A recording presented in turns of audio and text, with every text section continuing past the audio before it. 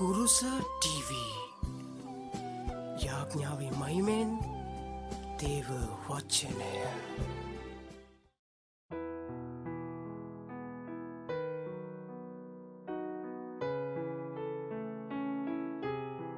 இன்றைய நற்செய்தி மத்தேயு 1 முதல் 17 வரை. இயேசு கிறிஸ்துவின் குடும்ப வரலாறு பின்வருமாறு. தாவீதின் வழிவந்தவர் இயேசு. தாவீது ஆபிரகாமின் குடும்பத்தைச் சேர்ந்தவர். ஆபிரகாமின் மகன் ஈசாக்கு, ஈசாக்கின் மகன் யாக்கோப்பு, யாக்கோப்பின் பிள்ளைகள் யூதாவும் அவன் சகோதரர்களும், யூதாவின் மக்கள் பாரேசும் சாராவும்.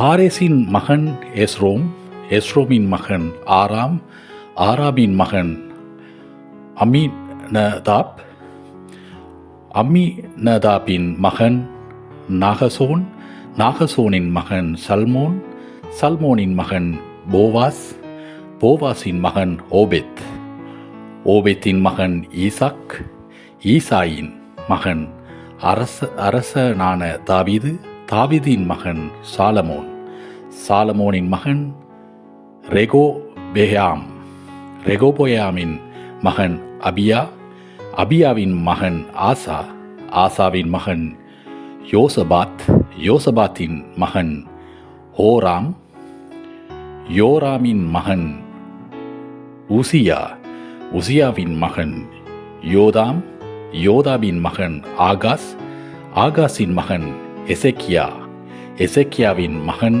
மனோசே, மனோசேயின் மகன் ஆமோன், ஆமோனின் மகன் யோசியா, யோசியாவின் மக்கள் எகோனியாவும் அவன் சகோதரர்களும். இக்காலத்தில்தான் யூதர்கள் பாபிலோனுக்கு அடிமைகளாக கொண்டு செல்லப்பட்டனர். அவர்கள் பாபிலோனுக்கு கொண்டு செல்லப்பட்ட பின் எகோனியாவின் மகன் சலாத்தியேல், சலாத்தியேலின் மகன் சொரோபாபேல், சொரோபாபேலின் மகன் அபியூத், அபியூத்தின் மகன் எலியாக்கீம், எலியாக்கீமின் மகன் ஆசோர், ஆசோரின் மகன் சகோத், சகோத்தின் மகன் ஆக்கிம், ஆக்கிமின் மகன் எலியுத், எலியுத்தின் மகன் எலிசார், எலிசாராயின் மகன் மாத்தான், மாத்தானின் மகன் யாக்கோப்பு, யாக்கோப்பின் மகன் யோசேப்பு, யோசேப்பின் மனைவி மரியாள், மரியாளின் மகன் இயேசு கிறிஸ்து என அழைக்கப்பட்டவர் இயேசுவே. எனவே ஆபிரகாம் முதல் தாவீது வரை 14 தலைமுறைகள், தாவீது முதல் யூதர்கள் அடிமைப்பட்டு பபிலோனுக்கு கொண்டு செல்லப்பட்டது வரைக்கும் 14 தலைமுறைகள், யூதர்கள் பபிலோனுக்கு கொண்டு செல்லப்பட்டதிலிருந்து கிறிஸ்து பிறக்கும் வரை 14 தலைமுறைகள். இது இன்றைய நற்செய்தி.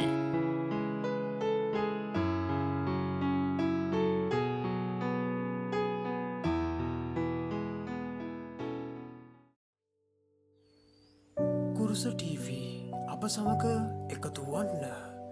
දින වහන්සේගේ දේ වචනය තව තවත් ඉදිරියට ගෙන යන්නට අපව සබස්ක්‍රයිබ් කර ඔබත් මේ කොටස්කරකු වන්න. ජේසු පීටයි.